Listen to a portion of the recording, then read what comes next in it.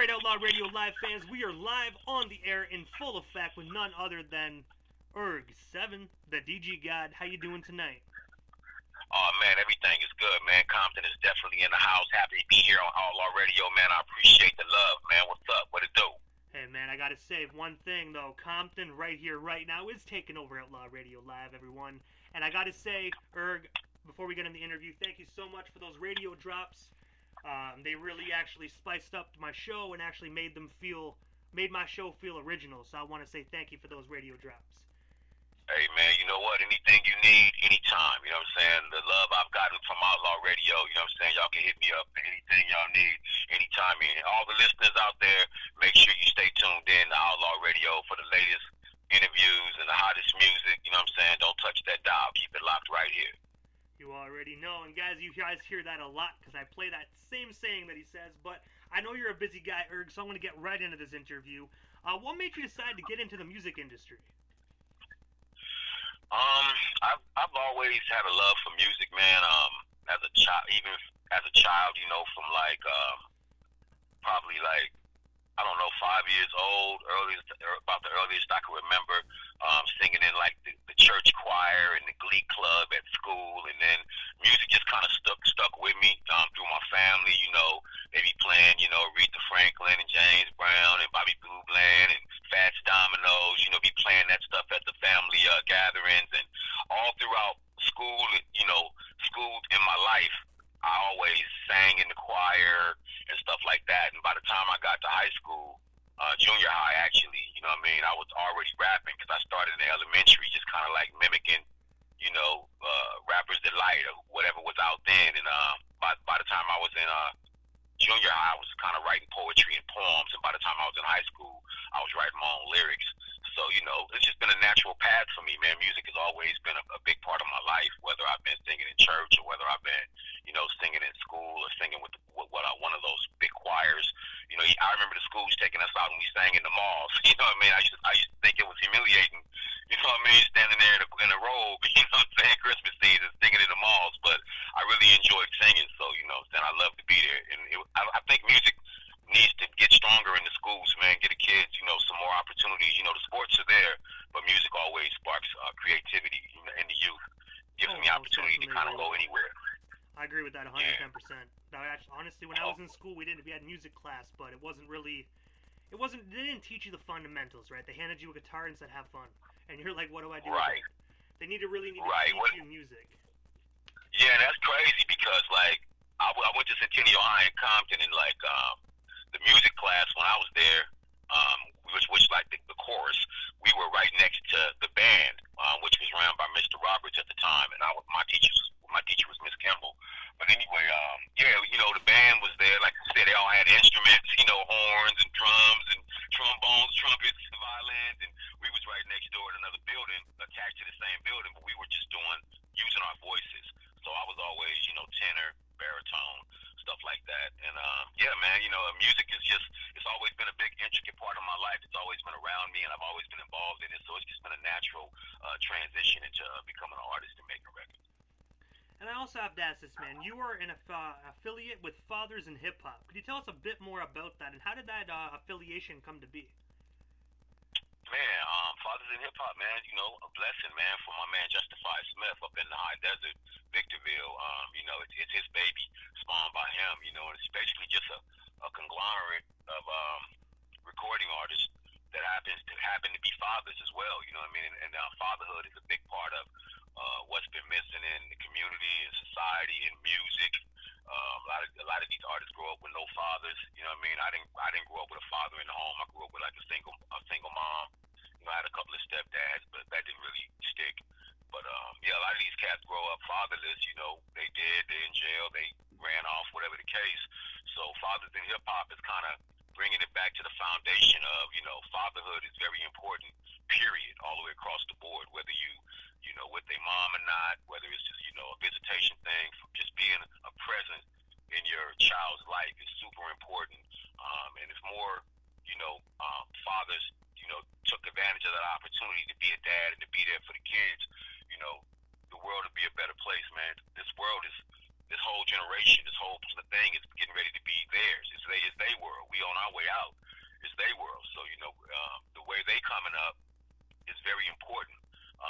week I was discussing with both of my sons, 1 9 and 1 14, about their gaming. You know what I mean? People wonder why these mass shoots happening. You know, I'm walking past their room, they just sitting there all day on Call of Duty, just shooting up everything. You know what I mean? Well, you go walk by, they on Grand Theft Auto, they dumping and putting bullets in people's chests. It's like they desensitized. It's just a game, man. It's just a control stick. We just pushing buttons. So like at the end of the day, it's a lot going on that you got to pay attention to, man, in this whole thing with the cyber universe. These kids, they're gonna be able to run the planet, man, from the palm of their hand on one of these devices. So it's not all fun and games, and at the same time, we have to make sure that we're there for them.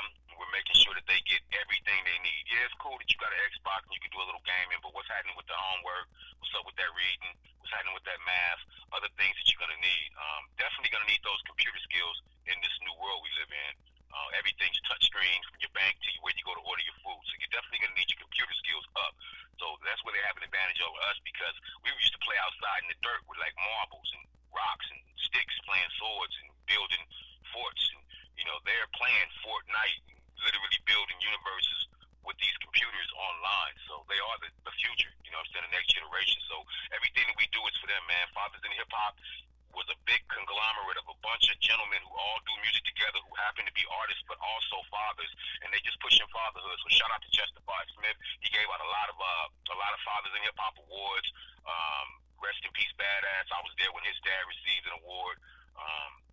It's just good to get a father's a pat on the back, man. A lot of times they don't get that. You know, they get beat up, jumped on, oh, you deadbeat, you this, that. But to get that pat on the back and that recognition for being in the child's life and being a dad, you know, that's great. And Justified found a great way to give back and give a tribute to the fathers that are there and the ones that are sticking around. So I think it's incredible.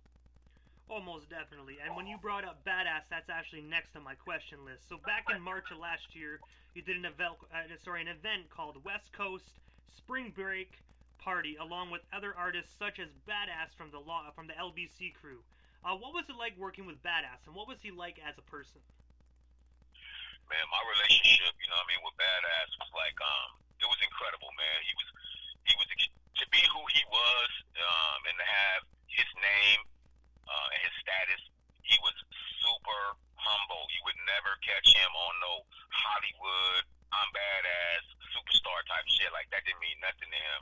He was just Jamar Stamps. He was just bad every day, you know what I mean? He wasn't on no celebrity type shit. So it's very refreshing to be around a person that's they self all the time, and even though they have status and have a name, they hang out with all of these big stars and this and that, have videos with all these dudes, millions of people in the world know them.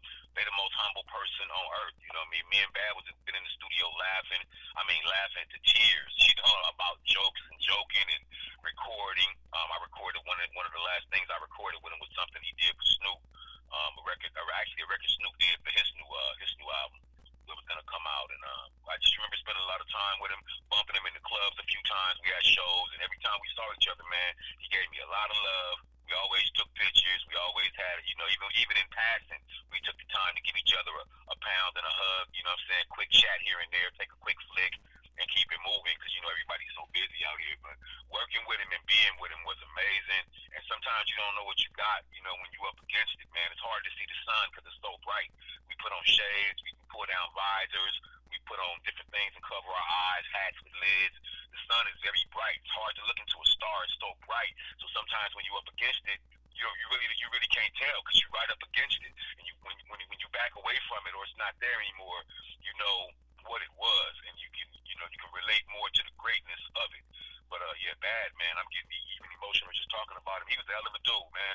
And it's crazy because like he came to me in the last like 9 months of his life, and me and him was chopping up the digital game, because he had a lot of material out there. He was trying to get the reins and get hold of a lot of the stuff, his musical works. He was trying to get his paperwork right. You know, they don't call me the DigiGod for nothing, man. I do this shit for real, you know what I'm saying, with the MP3s and making sure everything's straight, making sure you get your money, you know what I'm saying, you know, and he was coming to me to get that digital game. So that's where me and him was finding a common bond. I had a lot of material out here, you know what I'm saying, over 70 albums, streaming, over 100 features. Bad as a legend. He had a grip of music with a grip of people, and he was trying to get his paperwork straight to make sure that he was getting the benefit of everything that he performed on as an artist. So, you know, we had things in common. He came to me for that as a man, sat down and told me what he wanted from me and what he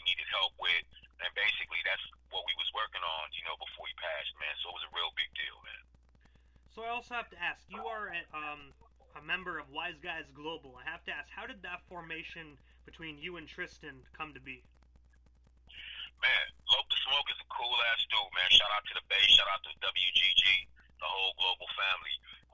Wise Guys, man, came a long way. Tristan had been, poking around and doing different ventures and on different labels, Dog Habit, different bunch of different stuff. He formed the Wise Guys. He started, putting out records and working on his discography and, locking shit down from the Bay Area.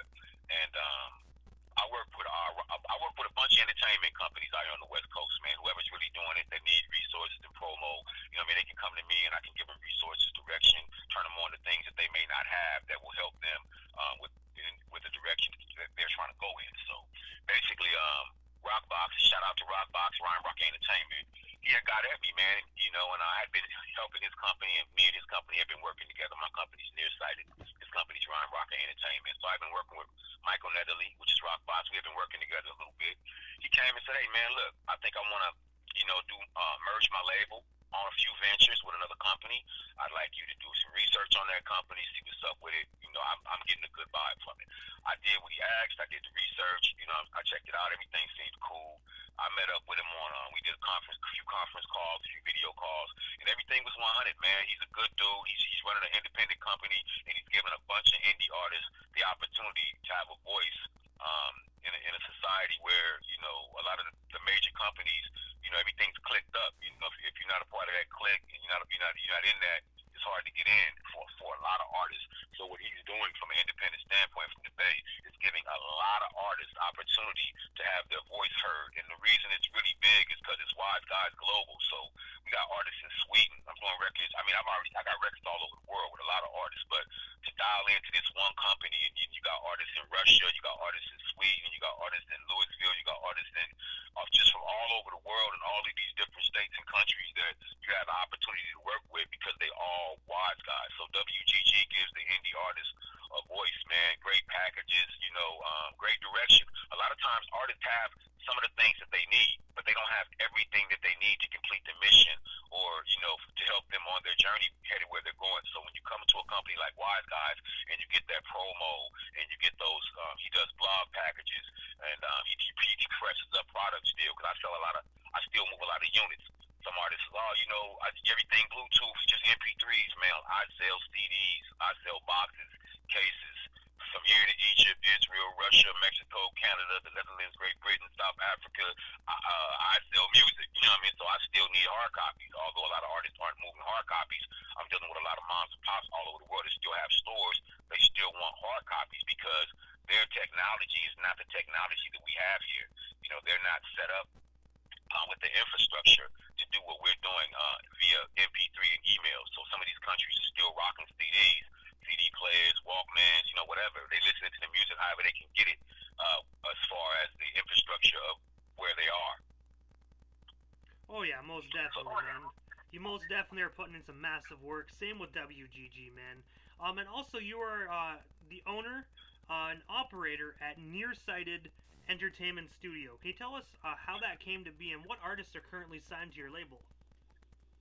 Well, it's crazy about the label part. I don't really have anybody signed. I'm signed to my label as two different artists. I represent as URG7, a.k.a. Giovanni. That's G-A-V-A-N-N-I.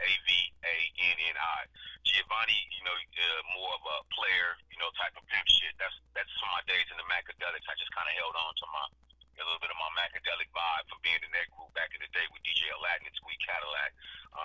So URG7, a.k.a. Giovanni. That's who's on Nearsighted Entertainment. But the label itself and the company services so many other artists. I just helped artists. We help artists of every genre do everything from audiobooks to recording instruments to, just whatever they're trying to do. Singles, albums, blogs, promo. And my company came about because I was working with several producers and I was working with several companies, and I was very dissatisfied at the end of the day. They weren't bad people and they weren't bad companies. They just weren't delivering to my satisfaction. So at the end of the day, sometimes when you want something done right, you got to roll your sleeves up and do that shit yourself. So I just found out that what it was with me is my work ethic. I'm a workaholic. I do this 24/7, 365, nonstop. You know what I mean? From the film sets to the music placement sets, back to the movie set, studying scripts, producing artists, ghost writing, performing. Like, I really do this shit. So, like, I don't have a lot of time to be playing around. So, you get the time that you're given out here. And I like things to be done in a timely manner, man, because they couldn't keep up with my work ethic. A lot of studios, whether that's the engineer on vacation, the song not gonna be mixed for 2 weeks, oh, you're not gonna get it back because this happened in Studio A, and you got to go to Studio C because blah blah blah is in Studio B. Like, just all of the red tape and the politics. To avoid all of that, I ended up forming my own company, investing in my own equipment to the tune of about $70,000. Two different studios, well, three different studios, because I lost the whole studio. But that's a different story with a producer I was working with. I just had to that was a watch. I had to let all of that go. But I own two studios, a Pro Tools studio and a PC studio right now, which enables me to do things like, hey, Urge, send us some radio drops. You are now listening to Outlaw Radio. I can sit down and record that instantly and email it to you. I don't have to, oh, well, you got to wait till I call the studio and set up some studio time and see when they can get me in. And, well, my hours short this week. I got to make some money so I can pay the studio. So, and then you can ask for something that can take 3 weeks to get it. When you just asked me for it, you should have had it 5 minutes after you asked, not 3 weeks later. But sometimes in your situation, you can't move the way you want to move because of other things and other entities. So what I did is I removed all the things that were holding me up. I canceled those things out. All the things that weren't allowing me to be successful or to move as fast as I wanted to move.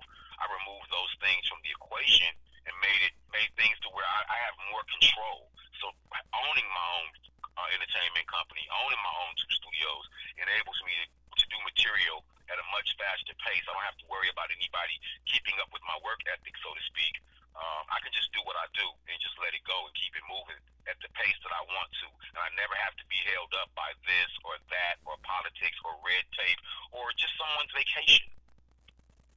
That is most definitely true. And you're a very, very talented musician, but also you have another occupation that you do as well, and that is acting. And I have to ask you, Erg, what made you decide to get into acting? What sparked that for you? Hey, man, that's crazy. It's crazy, man, the acting thing. A lot of people think I just fell into it, man, but my mom literally signed me and my brother up, for acting classes when we was about, 7, 8 years old. We were in acting classes, reading real scripts and learning about blocking and framing and voice control and diction and presence. Like, we were learning that stuff at like a young age. And when Moms was putting us out there, she was trying to give us some culture and, introduce us to some things. But like at 7 years old, man, you wanted to like ride your BMX and jump the ramp with your homies outside. You wanted to skate. You wanted to play marbles, hide and go get it, go to the park, water balloons. You was a kid. You wanted to play. You want to read no fucking scripts. You be sitting on no fucking piano while everybody outside playing. That shit was terrible. So at the time, we couldn't see what she was trying to do, but she was literally trying to give us something that we couldn't get anywhere else. And, we studied scripts and read scripts and went down and did tapings and all of that. And it followed me. I'd be at church and they'd say, okay, well, we're going to do the church play. Well, who's going to play the wise men coming with the frankincense and the myrrh to see the baby Jesus? Now I'm in the church play and I'm one of the wise men. Now I'm in a school play and I'm in drama class in junior high and I'm in drama class in high school. I'm a thespian. I'm literally acting and in different school events. Every time they have something and it has to do with the drama class, I'm there. So it became a passion. And then as I left school and went to college, did a couple of years of college before I got one of my deals that caused me to drop out and go on tour, just to be able to come back and do the things that you've always done, the things that you've always loved is truly a blessing. Because a lot of the times, the things that we grow up with in our adolescence, we have to let go when we become adults and we get responsibility and we have obligations. So life is strange. Sometimes you have to some people put their dreams literally in a shoebox and slide it under the bed or to the back of the closet. Some people put their dreams in a footlocker and go store that away somewhere, and that's their dreams. They in that footlocker. They not going back. They just a dentist now, and they go to this thing, and they do people teeth, and they drive their Jag, and they got their house. But their dream of what they wanted to do is in a footlocker or a shoebox, and it's put away forever. I'm blessed because the things that I've always loved, rapping, singing, acting, well, at this age, I'm still allowed to do them. I'm still able still in a position to be able to do the things that I've always done. So although it's crazy for people to see me having movies on Amazon Prime, movies on YouTube, different movies, um, it's natural to me. It's something that I've always done. So it's just like it's regular to me. It's a big deal to some other people. I'm not saying it's not a big deal to be in movies. Like it's great, a great opportunity and a blessing. But I'm saying it's regular. It's normal to me. No red flags or antennas come up when I'm around this stuff because I've always been around this stuff, just at different levels. And also, you starred in a short action film called Boot Camp. Where can our listeners actually check out that movie? Man, Boot Camp is currently streaming at Amazon Prime, and Boot Camp under Gerald Parrish, GERALD PARRISH, and they can also see it at YouTube. Just go to YouTube, type in URG7, the number 7, no space, URG7, all together, no space. Type in Boot Camp, the whole thing will come up. The way Boot Camp came, man, it's kind of funny. It's not even really my record. I mean, it's my record, but it's not on any of my projects. My producer at the time, Max One, shout out Records Off Forever. Me and Max have a project out right now streaming called The Mastered High. But at the time, we were working on The Mastered High and some other projects. Shout out to the Club Shooters, San Bernardino. And as we were working, Max was working on his album, which was called A Moment of Meditation in Search for Myself. So he was like, hey, man, why don't you, throw something on, on my record, on my album for me or whatever. I'm like, okay, well, play some beats. So he played some beats and stuff like that. And Boot Camp was literally written before, it was written beforehand. I didn't write it, just out of the blue. It was written beforehand. I just never had a track for it. So he started playing these tracks. The perfect track came on, and I had the song in my head. And when I heard the track, I started spitting the lyrics. And he was like, what's that? And I'm like, man, this is a song I had, but I didn't have a track to it. And he like, you want to put that on there? I'm like, man, I wasn't doing nothing with this joint. I'll put it on there. So Boot Camp is literally on Max's album as my song. And then he wanted to do a video. And after we started talking about some visuals for it, he decided to do a short film, which was an incredible blessing to have the opportunity to star in your own short film with your own record. So although the record wasn't on any of my albums, you can find it on his project. It was a blessing to be able to do it and then have him go that big behind me doing the record. Like, oh, I'm doing the record, so I'll be on the album with you. Oh, wow, I get a movie too? Like, this is his project. So for him to give me that opportunity was just an incredible blessing, man. So, you just have to stay busy out here, stay vigilant, keep your antenna up, keep good vibes going, man, and work with the people that's working. You don't want to work with the guy that got the ankle bracelet. You don't want to work with the guy that can't come on tour because, he got to go see his PO. And, you got to work with the people that's working. I mean, shout out to all of them dudes, too. They got to do what they got to do.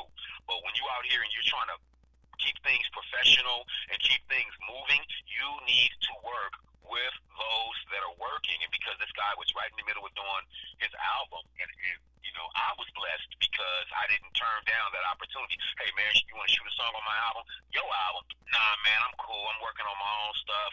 I would have missed the opportunity to have Boot Camp. You know what I mean? So you have to be able to recognize good and bad opportunities and be able to take advantage of the things that, that benefit you and put you in and more on the path of where you want to go. And the opportunity to act in my own, short, oh, man, it was incredible. Incredible.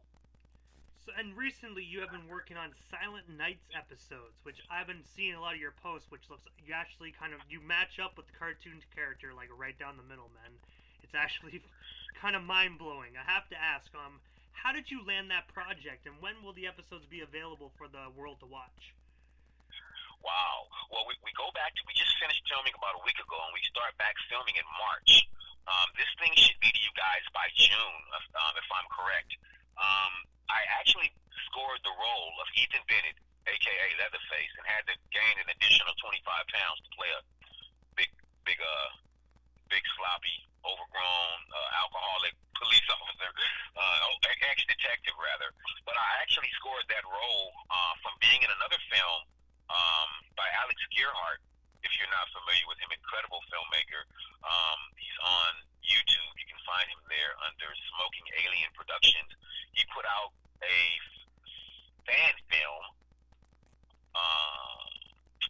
like Batman type of deal, fan film, called Joker Rising.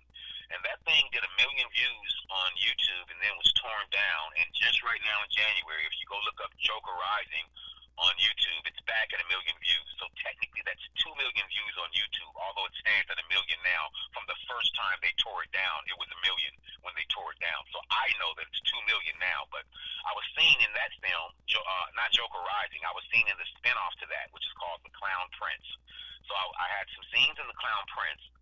And then one of the gentlemen who worked on The Clown Prince as an actor spanned off to go and do the Silent Night series. And he said, hey, man, you just got through working on The Clown Prince, and I like what I saw. I like your energy. Would you be interested in doing a film that we're developing right now? It could possibly be a web series, or may go on to do some other things as far as if we, get it to a network. Would you be interested in this project? I've written you a character, and I believe that he's perfect for you. It's going to be an ex-detective who turns, dirty after a while. His name is Ethan Bennett. When he goes rogue, he's called Clayface. And I think he'd be perfect. Can I send you a script over? And I was just like, once again, another opportunity, which is a blessing. And everything's not always for you, but you definitely should you look at it. You should definitely look at anything that comes across your desk. Take a look at it. See if that's for you. See if it's something that you have the availability for, and something that you can put the time and energy into. If you can't do it 100%, don't commit. But because I liked the script, I really liked the script. It's very interesting. It's kind of taking you back through Gotham, but not Gotham. It's Arkham, and it's kind of taking you back before everybody was who they were. It's taking you back to these people in their adolescence. It's taking you back to experiences that they had that made them, and helps define their character, and the person who they literally became, whether that be villain or hero. So the stories are extremely interesting because the intricacy of them takes you back to look at these people's lives as just regular human beings, and what happened, what occurrence caused them to have that click and that switch go off that turned them into something else mentally. And I have to ask, is this show going to be available, like, is it a primetime show like NBC, Fox type of thing, or is this only for streaming services? You know what's crazy? I have no idea. I'm involved in about 3 projects, all films, and right now I'm not sure where they're going. Sometimes we get that information as things develop, and then sometimes we don't know until it's completed, and we're at the red carpet or something, and they'll announce, hey, we got picked up by Netflix, or this is going to Bravo, or this is going to go to TNT, or they'll tell us, this is going to be a web series, and it's going to play at Vimeo, or it's going to be at Vivo. They'll give us the information. But for this film, it's so early in development. We literally started shooting last year, but it's so early in development, and then things have a tendency to morph. What happened was this ended up starting off as a feature film, and it was just too much. As you started to read the script and read down into the material, it was too much. So they decided to change it from a film into a series, which allows you to tell more stories at a slower pace than trying to cram all this stuff and all this information, all these characters, and all this stuff about their lives into one segment or one 45-minute film. Doing a series allows you to tell more stories at a slower pace. So that's one of the things that kind of was decided, which also affects where it's going. You know what I mean? How it's packaged and where it's going, because now it's not a feature film, it's a series. So things have to be approached differently. But no, as I get the information, they can just keep up with me on social media, just like you do, my Instagram, my Facebook, and I always post everything all the time about the things that I'm working on. So they'll be able to get the information where they can see it and all that stuff. And it's crazy, man. Sometimes I don't get the information until the last minute. I remember months ago I was out at my day job on an assignment, and one of my boys called and was like, hey, man, I'm at work eating lunch. Why are you on TV in the break room? I thought he was like fucking with me, so I just hung up on him. This nigga playing on the phone. And he called me back. He's like, bro, you on TV in the break room at my job. He's a cop. I didn't mention that. He's a LAX police. So I'm like, the police call me, even though he's my boy, he's still the police. I don't be playing like that. I'm like, what you mean I'm on CNN? So later, he sends me a screenshot, and it's Tom Hanks on a film called CNN the 90s, where they're talking about all the things from the 90s culture. And I'm in there because of a film, a movie I did called Cop Rock, a television show with Stephen Bosco, rest in peace, who died last year, rest in peace. So I literally was on CNN in this series, didn't even know it was airing because I hadn't checked my email to get the memo, and someone else was calling me to tell me that it was airing. And that was a blessing to have Tom Hanks talking about something that you've done, anything, that you've done, but to have Tom Hanks be the host and be the host of your segment and have to hear Tom Hanks quote lyrics you wrote, mind-blowing. So, man, I've had some good experience, been definitely blessed out here, and just trying to continue to ride the wave and, bring some good music to my fans and make sure I'm leaving something behind, man, because when it's over, it's over. And man, that's true, man. It really is. When it's over, it's over. And I have to say, Tom Hanks, man, that's an extraordinary, experience, man. He's one hell of a great actor, probably one of the best actors in Hollywood right now. So that's one hell of an experience. I've loved so many of his films, man. Him with the little ball on the island. I can start naming all the movies that I've loved him in. So to see him sit there in a chair and recite lyrics that I wrote was mind blowing. And then to see it move from CNN to Netflix and it was just crazy, man. It's just some crazy experiences. I've been blessed. I've done voiceovers for America's Got Talent. I've done voiceovers for your radio station. Just taking advantage of the opportunities that avail you, and just trying to have a good career. Your career is what you make it. Just because you're not hanging out with celebrities, you're not in Hollywood, and you're not making $1 million, you're not on a hit series, you're not acting next to Denzel. It's okay. It's levels to this, man. As long as you're happy and you're doing the things that make you happy, and you're moving in the direction that you want to move in, you're living positive, you're giving something, then you just gotta take it for what it's worth. I'm having a lot of fun out here to still be able to do music at my age, to still be able to do these records and these shows, just to be able to do shows with the Dog Pound and Sugar Free and DJ Quick. It's just a blessing, man. Doing shows with Justified. You know what I'm saying? OG Suicide. Just doing shows with the people that's out here doing it right now. So to be able to do that, to be able to come out of the studio, to be able to come off the film set and hit the stage and and practice your material right out there in front of everybody and test it and see what they think of the record. You've been in the studio within 6 months. You've been on film set 9 months. Now you're on stage. It's so many levels, and you get a chance to switch gears and just go to so many different things to just keep you moving. And if you're really out here in this entertainment, it does not stop. Oh, most definitely doesn't stop. And I have to say, so you also, you said OG Suicide. You've been working with OG Suicide.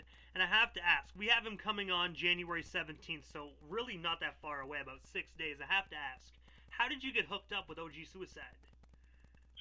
Man, just basically through social media and then running into him at a bunch of different events. He's a super, super cool dude, man. Super humble, incredible businessman, incredibly intelligent. But he's so humble, and he has an incredible story. We lose so many people, man, to violence, and we lose so many people to depression and some of the things that make people take their own lives. So, OG Sizzle just has an incredible story about coming back from that. Sometimes, man, things happen in our lives, and it just puts us in very dark places. It takes us, it's hard to recover from, death and just different things that we go through as human beings out here. Sometimes it's hard to recover from that stuff. Sometimes events can drag you to dark places that are very, very difficult to get out of and to come out of. And sometimes it's hard to see the light. Sometimes there's no one to talk to. Sometimes you don't feel like if you could talk to somebody that you could explain it to them. So it doesn't matter, because if you could talk to someone, how would you even explain what you're going through if you can't describe it? So life gets hard for a lot of people, and a lot of people turn to suicide. A lot of people don't turn to God. A lot of people don't turn to drugs. A lot of people don't turn to the bottle. A lot of people just say, I can't take it no more. And they want the pain to stop, or the voices in their head to stop, or whatever they're going through. They just want it to end. So suicide is real. So his story is real. I've had some serious times out there. It's in my life, growing up in Compton, Watts, South Central, Long Beach, Lakewood, Peach Road, Woodland Hills. Now I'm out here in the Inland Empire. Compton is my home base. Watts is my home base. Central is my home base, but I've had some really tough stuff happen to me too, man. You know, losing my first cousin to violence and gangs and just a lot of stuff. Sometimes you get so depressed, and it's just very hard to come back from it. So to have a person like him who literally went through it, to be able to talk to you and tell you what he went through and give you his experience, and then you see the level that he's at right now, the things that he's doing, community, you know, just everything, you know, that he's doing, the things that he's bringing to the table, the way he's able to go and talk to groups of people, the way he's able to give hope to the hopeless. It's the things that I try to do with my music, man. I try to put these stories in my music and put this life in my music and let these fans know what I'm going through. But it's not all peaches and cream, man. Sometimes sometimes you in court, you know what I mean? I spend a lot of time in court trying to feed my own kids. Sometimes you're going through different things for different reasons with different people, and it's like, you know, I go back to how I seen Pac in interviews, man, just confused, like telling people, like, this ain't my life. Like, the shit y'all seeing, this ain't real. Like, am I supposed to have all these motherfucking villains and all this different shit going on? Like, I'm just trying to make music. I'm an entertainer. Like, I'm just trying to live my life. All this other shit going on, I'm not in control. I'm not in control of this. Like, sometimes it just gets overwhelming for an individual. So to have a person like OG Sizzle is incredible because he can come in and give hope to the hopeless and let you know that, you know, if you end here today, you know what I'm saying, then you'll never know what would have happened tomorrow. You know, a lot of people want the rainbow. People walk outside, oh my God, Brandon, look at this rainbow. Yo, Brandon, you see this incredible rainbow? Hey, look outside behind your house. Look out behind the studio. Look out the window. It's an incredible rainbow. Yeah, the rainbow is beautiful, but to get the rainbow, you need rain. So, like, who want to go through the rain? You got to go through the rain first to get the rainbow. So a lot of people don't want the rain, but they want the beautiful rainbow. But to get the beautiful rainbow, first, you got to go through the rain. You get rain first, then you get a rainbow. So to have a person like him just in this game with that type of positivity, everybody has their own thing that they own or their own thing that they bring into the table. OG Sizzle brings that element to the table of hope and survival. You know, you kill yourself today and don't know you was going to hit the lottery tomorrow and be a millionaire and all those problems was going to be over. But you was going to have a new set of problems. You wasn't going to have no money problems, but you was damn sure going to have a new set of problems because more money, more problems. But, like, you can't take yourself out the game before you give things the opportunity to do what they're going to do. Let the universe, you know, do what it's going to do. Let things come and fall into place the way they're going to fall into place. One door closes, another one opens. One opportunity ends, another one begins. And if you take yourself out of the game, you never give yourself the opportunity to find out what might have been because you gave up. Because you tapped out, you ended it right there. So a guy like him, he is extremely necessary. We losing so many artists, man. We lost Mac Miller. We losing so many artists. We just lost another artist, young artist recently. You know, so these drugs, man, this lean, this Molly, all this stuff that they introducing into the game and try to bring in the game, man. You know what I'm saying? I drink beer and I smoke weed, man. That's it, man. I done had all that shit around me. I done had coke around me, man. I'm cool, man. If that's your thing, that's what's up. I ain't tripping. I ain't mad. I don't do that. I smoke weed, man. That's it. You know what I mean? I drink beers. I ain't really do too much hard liquor, man. But at the end of the day, a lot of these hard drugs and a lot of this stuff that they came into the game, it's not only corrupted the game and corrupted the kids, it's killing us, man. It's literally fucking killing us. You want to be a millionaire and then die like a fucking dope fiend. You might as well have some shit in your pants in an alley. It's true, and they man. find you like that. And they find you like that. But you're a millionaire though. There's so many other things you could have been doing with your time and your money and your opportunity. You could have been building homes for the homeless. You could have been helping people in Kenya. You could have been talking to youth in schools, telling them to stay off drugs instead of dying, ODing like a dope fiend. You know what I mean? You're a millionaire. It just don't make sense, man. It don't make sense because what are you doing all of this for? What are you living your life for? Trying to accumulate all these fans and this money. What are you doing all that for? To die like a dope fiend? Shit, you can come to watch Compton South Central, die in any alleyway, die in any corner, die in your car sitting in the hood. It don't matter. OD right in the front seat. So what? That's dope fiend shit. So you want to be a millionaire and put yourself in millionaire status to die like a dope fiend. Don't add up, man. It don't add up. And it's true, man. When you said smoke weed, you know what? When in doubt, smoke a blunt. You know what I mean? Don't be doing that hard shit. Man, I'm cool, man. Like I said, I've been around a bunch of it, man. It just, I don't know, man. I mean, it's all about desire. It's all about desire. And it's funny, man, because I get into a lot of debates, which I try not to. I don't do politics. I do music. when I get into these debates with these guys who want to say, yeah, you know, marijuana is a gateway drug. Marijuana is a gateway drug. Marijuana is a gateway drug. Marijuana is a gateway drug to the fridge.